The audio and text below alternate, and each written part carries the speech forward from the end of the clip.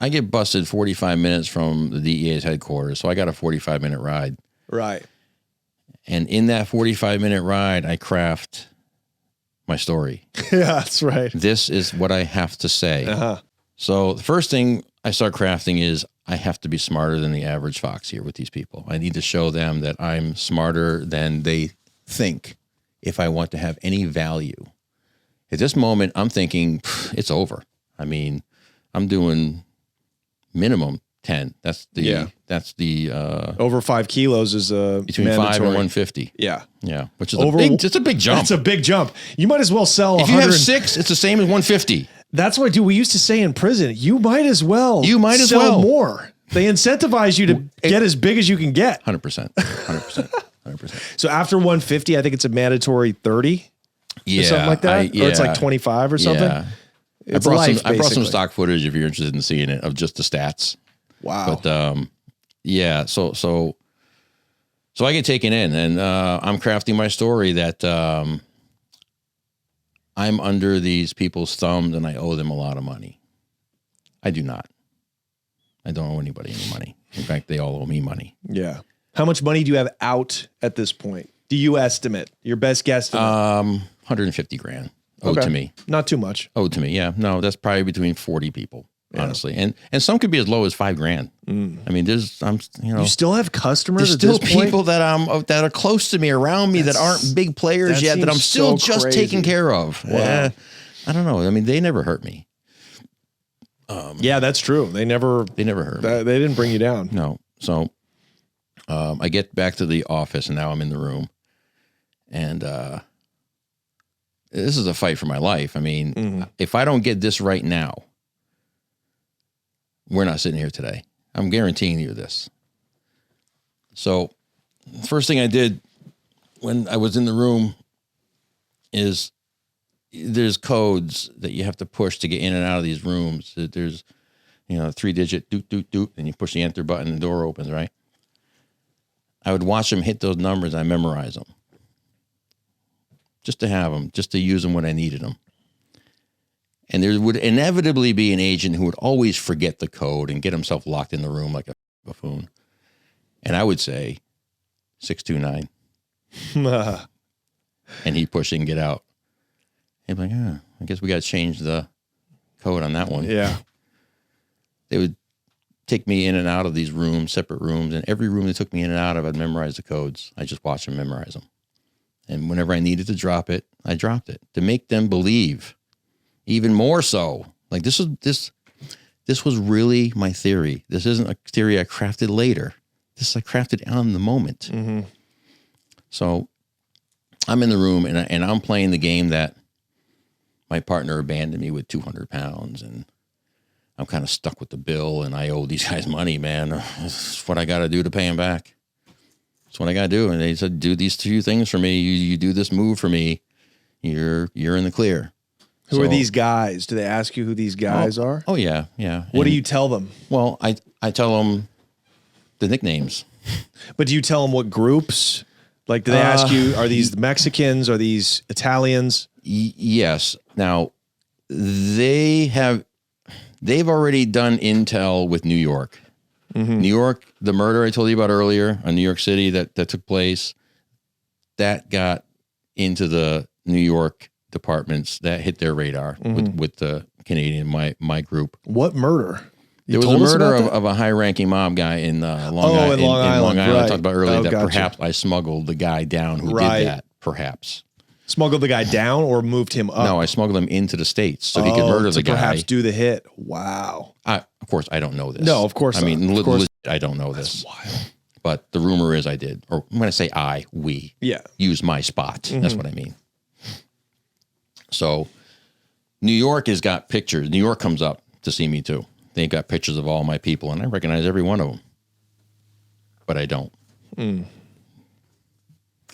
I would never meet these people. I would never, I don't know any of these people. Look, they had my BlackBerry. They had my phones and they had nicknames in them. Nobody used real names. No. I didn't have a single phone with my real name on it. Yeah. So I told them everything that I had done, as a means to like appease, the government cares about money and information. Right. And information has almost the same monetary value as money. Mm-hmm. In fact, perhaps more. Because it leads to more money. It leads to more money. So I spoke about the things I had done, but not the people I'd done them with. And I couldn't connect anybody with anyone. I couldn't say James Smith used to deliver me hundreds of pounds of weed in his Ford Bronco, license plate. I couldn't provide those things because I legit didn't know them. Yeah. That's how you stay safe, or that's how they stay safe. Right.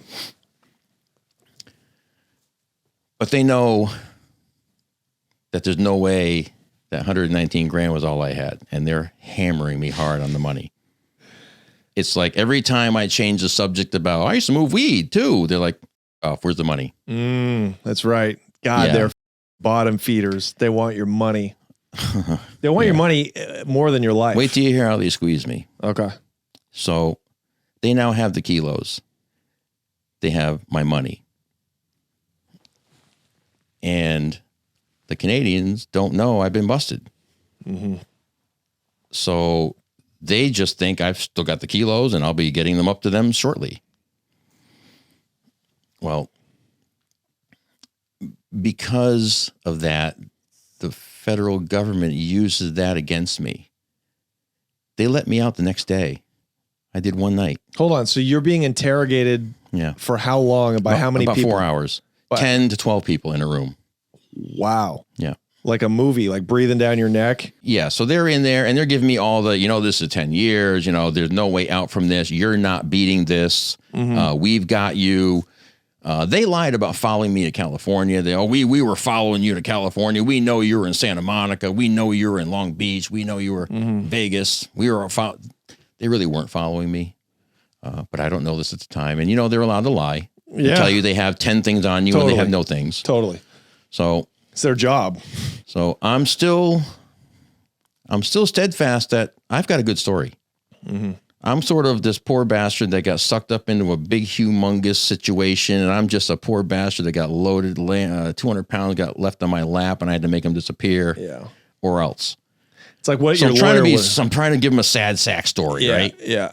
But I'm really smart and my memory is off the hook. This is what I'm projecting to them. Okay. All these things are true, but I want to make sure they know it because I know the only thing that can keep me safe is information and money. Mm-hmm. I mean, they're pounding me for money. Every other question is money. And if there's 100 questions, that means 50 of them were money. Legit. Where? How much? What do you think? Where have you been? Oh, we've seen you here. We've seen you there. Is that where you have it hidden? Or is it in your house? Did we miss it? And of course, no, you didn't miss it. You got what I got. Mm-hmm. I don't have anything else. So they let me out the next day, and the Canadians think I stole. So days go by, and I'm not delivering it. Right, it's gone. It's gone, and they're wondering where is it? And your phones are gone though. So how do the Canadians get a hold of you? I still have the BlackBerry. They're letting me keep the BlackBerry because they think there's a potential for me to get them more money. And they want to see who communicates with me. Okay, so how is it that they just let you out? They haven't charged you, they haven't booked you? Yes, I went to jail after the 4-hour interrogation. They sent me to a local town jail. I sat in a jail, in my $1,000 Armani shirt and my Robin jeans and sat in jail all night long. And do you have charges though? Like you got the little slip of paper saying? Nope. I have nothing. Okay. Nothing. Okay. So I haven't even got the receipt for the things that they took from me yet. That comes in the mail later. Right. So I get out the next morning. They come pick me up. They bring me to court. They purposely don't tell the judge how many kilos I got. We talked about the 5 to 150. Mm-hmm. All they said was 5 or more. Mm-hmm. Because they felt like if they said 54, he would have set a bail so high you couldn't get out. Yeah. So I put up my house. I put up this mobile home that my grandmother had willed to me. That was really worth nothing, but I put up stuff, and I was able to get out, and they brought me back to my house. Hang on, though. What were the charges? If you're putting up all that stuff, you're getting charged with something. Yeah, but I didn't get the paperwork. So, you know, when you first get charged, you get a public defender. You get a piece of public defender. You don't give a shit about nothing. Right. So I never received a piece of paper. The moment they got me out that next morning, I was under seal. You don't get paperwork when you go under seal. I'm not sure if you're aware of that. No. You don't get paperwork. No, this is deep federal. And then when they let you off, you get a voicemail. Right. Okay. You don't get paper. The government doesn't say, hey, you beat us. Congratulations. So it's over. So when you got booked, you went before the judge, put up your house, a mobile home, some other. Based on 5 or more kilos that I was busted. So my charges were 5 or more kilos to the judge. You were charged in federal court with being a major trafficker or whatever. Yes. Or drug trafficking. Yeah. That was your charge. Okay. Gotcha. So the judge says to me while I'm in front there, he says, Rich, do you understand these charges before you? Do you understand you're going to be placed in the custody of these people?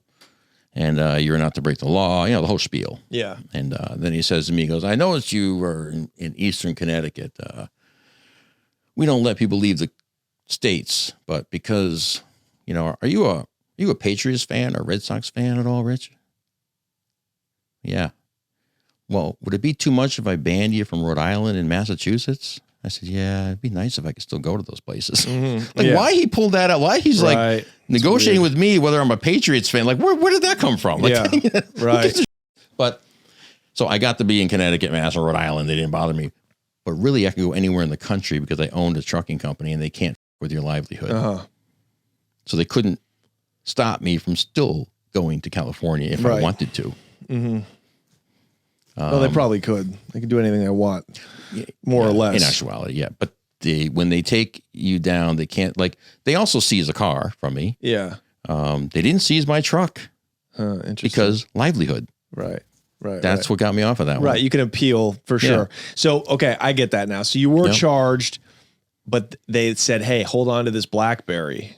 Yeah. Did they basically, because they were assuming that they were going to get you to start cooperating, right? Oh, obviously. 100%. Yeah. Oh, they were begging me. Yeah. They were begging me. New York, at this point now, New York has now reached out the very next day. Connecticut and New York had talked, apparently. And did you leave that option open? Did you play ICE was involved with me, too.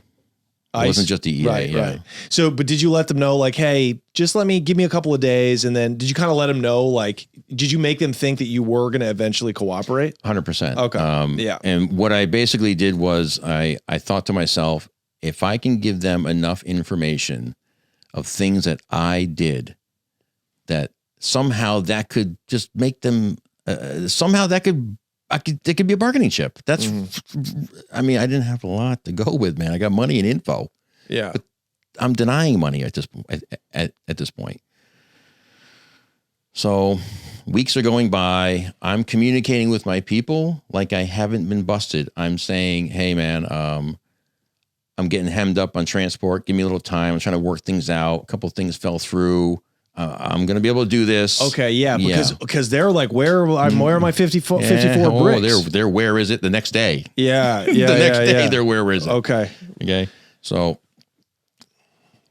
I have to tell them that I have problems. One of my drivers backed out. I got to recruit a couple more guys. You got to give me some time. They're cool with it. I've been nothing but on point with them. This is the first hiccup. Right. The first time Rich hasn't been there with what he was supposed to get there with. In years. How many years now have you been working for Montreal? About 2.5. Oh, that's it. Well, there was a lot of time before I even met him. Oh, that's true. I was doing stuff in the warehouse before I got called up. Right. So you might say 3 years, but you've been working with 2 that I was on board in there. Right. But you've been working with the Canadians overall, with the old man now. I feel like you met him. Yeah. Years before that. 08-ish, 09-ish. Okay. Gotcha. And then about a year after that, I get called up. Okay. Yeah. And then I become pretty much working strict for the Italians. Being dictated to by the Italians. Hey, the bikers got this. Hey, these guys got that. We got this.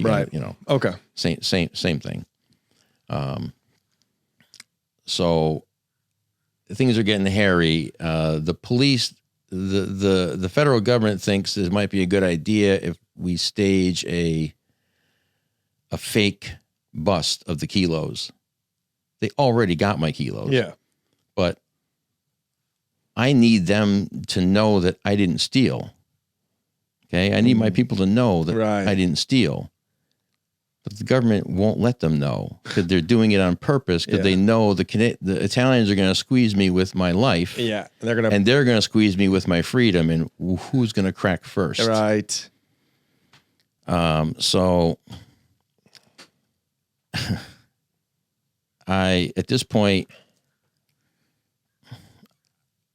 like I have to make serious decisions now because everything I do and everything I say could impact so much down the road, and I can't hurt my people that I work for, but I have to tell my system. Yeah. I have to break the system down.